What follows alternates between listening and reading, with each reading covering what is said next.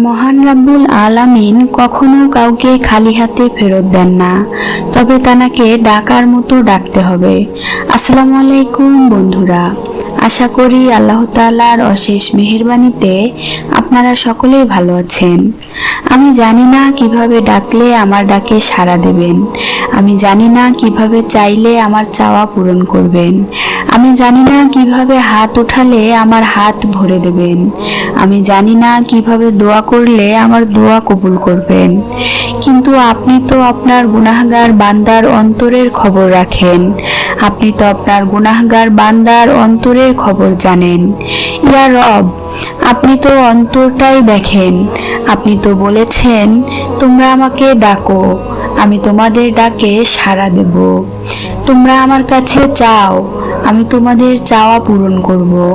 আপনি তো বলেছেন, খালি হাতে ফিরিয়ে দিতে আপনি লজ্জা বোধ করেন। আমি অযোগ্য, আমার যোগ্যতার বাইরে আপনি অনেক কিছুই দান করেছেন। আমি এবারও বিশ্বাস করি আপনি আমাকে নিরাশ করবেন না। আমি জানি আমি ছাড়া আপনার অনেক উত্তম বান্দা আছে, কিন্তু আমার আপনি ছাড়া কেউ নেই। আমার আবদার করার মতো, ডাকার মতো, চাওয়ার মতো আপনি ছাড়া আর কেউ নেই। আমার রব, আমি দুর্বল, আমার ধৈর্যের পরীক্ষা নেবেন না, আমি তার উপযুক্ত নই। আমার জন্য পরীক্ষা সহজ করে দিন। আপনি আমার ডাকে সাড়া দিন, আমার চাওয়াগুলো পূরণ করুন।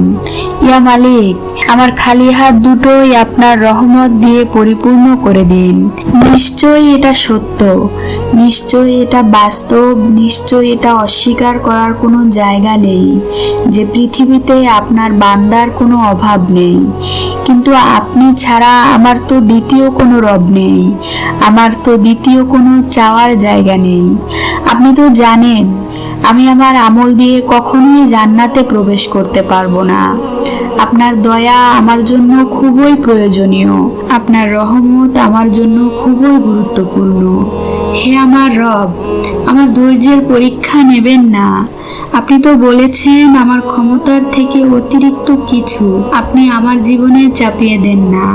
তারপরেও আমি তো দুর্বল, আমি আপনার সাহায্য ছাড়া জীবনে কিছুই করতে পারবো না। তবে আমার ধৈর্যের পরীক্ষা নেবেন না।